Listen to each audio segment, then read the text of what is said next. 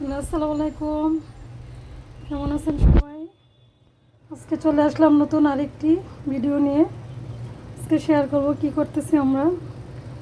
দেখুন, আজকে আমার হাজব্যান্ড বাজারে গিয়ে বিশাল সাইজের দুইটা মাছ নিয়ে আসলো। দুইটা মাছের মাথায় এখানে একসাথে যে সব মশলা মিক্সার করে সুন্দর মতো কষায় রান্না করতেছে।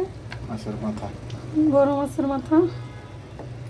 পাশে আমার হাজব্যান্ড আছে, উনি রান্না করতেছে, আমি ভিডিও করতেছি। এই যে এই পাশে দেখুন কি রান্না হচ্ছে। যে মাছের ডিম আর মাছের পেটি দুইটা একসাথে বেগুন দিয়ে রান্না করতেছে। দুইটা মাছের মাথা ওইদিকে আর এইদিকে দুইটা মাছের পেটি আর ডিম একসাথে, দুই পাশে দুই চুলাই। আমার হাজব্যান্ড নিজেই বাজার করছে, নিজ হাতে রান্না করতেছে। কীরকম লাগতেছে আশা করি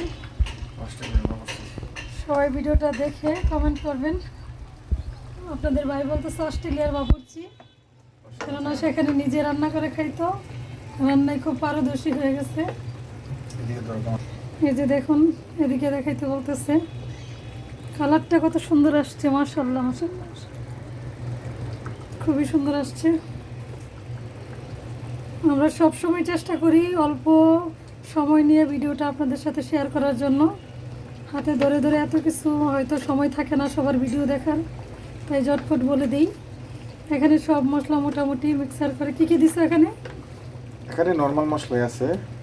প্রথমে তেল দিলাম, তারপরে পেঁয়াজ, তারপরে রসুন একটু বেশি করে দিলাম, আদা অল্প দিছি, তারপরে দিলাম তোমার কাঁচামরিচ কটা কুচি করে। দেওয়ার পর পেঁয়াজটা কষানোর পরে একটু পানি দিলাম। পানি দিয়ে সেরা তোমার পানিটা যখন গরম হইলো একটু ভালো করে কষালাম পেঁয়াজটা। তারপরে হলুদ, মরিচ, লবণ, ধনিয়ার গুঁড়োটা একটু একটু পরিমাণে বেশি দিলাম, দিয়ে ভালো করে কষাইলাম পেঁয়াজটার সাথে। আচ্ছা, মশলাটা ভালো করে কষানোর পর তারপরে আবার নতুন করে পানি দিলাম। তবে পানিটা মেক শিওর এটা গরম গরম পানি হতে হবে। ঠান্ডা পানি হইলে এটা তরকারির টেস্ট তেমন আসবে না। গরম পানিটা দিলে তরকারির টেস্টটা একটু ভালো আসে। আচ্ছা, তারপরে এটা আবার পানির সাথে মশলাটা ভালো করে কষাই যখন বলক উঠলো তখন মাছটা ছেড়ে দিলাম। তার মানে ঝোলটা খুব ভালো মতো আগে কষাতে হবে। রাইট। তবে এটার সাথে একটু একটু সয়াবিন তেলের সাথে যদি একটু মাস্টার তেল হয়, সরিষার তেল, মাস্টার অয়েল হইলে তাহলে জিনিসটা একটু ফ্লেভার আসে, এক্সট্রা একটা ফ্লেভার আসে এবং জিনিসটা খাইতে ভালো লাগে। এটা একটা খুব সুন্দর টিপস দিয়ে দিল আপনাদের ভাইয়া। অবশ্যই আপনারা একটু সরিষা তেল অ্যাড করে নেবেন যদি খুব টেস্ট বাড়াইতে চান, তাহলে আর কি। হ্যাঁ, লাস্টে এটা ওঠানোর আগে 4-5 টাকা আস্ত কাঁচামরিচ দিব, ধনিয়া পাতা দিয়ে উঠাই নিব আর কি 5-7 মিনিট পরে। তাহলে সবাই শিখে গেল বড় মাছের মাথা কীভাবে রান্না করতে হয়। সব মশলা কষায়ে আমরা এরকম মাছের মাথা খাই। যাদের মাছের মাথা খুবই প্রিয় তারা এইভাবে একসাথে কষায় রান্না করে ট্রাই করে দেখতে পারেন। আর মাছের ডিমটা তো তুমি একটু দেখলাম অন্যভাবে রান্না করলা। যেমন আমাদের বাড়িতে অনেকেই মাছের ডিমটাকে মাছের মতো করে পিস করে ভাজি করে তারপরে মাছটাকে কষায় রান্না করে। আপনাদের ভাই একটু অন্যরকম করে করলো।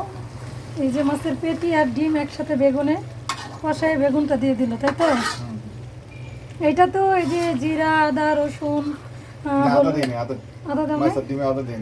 আচ্ছা আচ্ছা, শুধু রসুন আর হলুদের পরিমাণটা খুবই কম থাকবে, তাহলে কালারটা সুন্দর আসে, তাই না? কালার মাশাআল্লাহ। একদিন সবাইকে দাওয়াত দিয়ে খাওয়াবে আপনাদের ভাইয়া ইনশাল্লাহ। আমাদের রান্নাটা দেখবেন সবাই, আমাদের পাশে থাকবেন। যেহেতু আমরা নতুন, আসলে আমরা নতুন ভিডিও, কার কাছে কীরকম লাগলো আমাদের ভিডিওটা দেখে কমেন্ট করে জানাবেন। রান্না কীরকম লাগতেছে, আমাদের ভিডিও কেমন হচ্ছে, সব কিছু আমাদেরকে কমেন্ট করে জানাবেন। আমাদের সাথেই থাকবেন। আশা করি ভালো থাকবেন সবাই। আজকে এই পর্যন্তই, নতুন আবার আরেকটি ভিডিও নিয়ে হাজির হব আপনাদের সাথে। আজকে এই পর্যন্তই, আসসালামু আলাইকুম।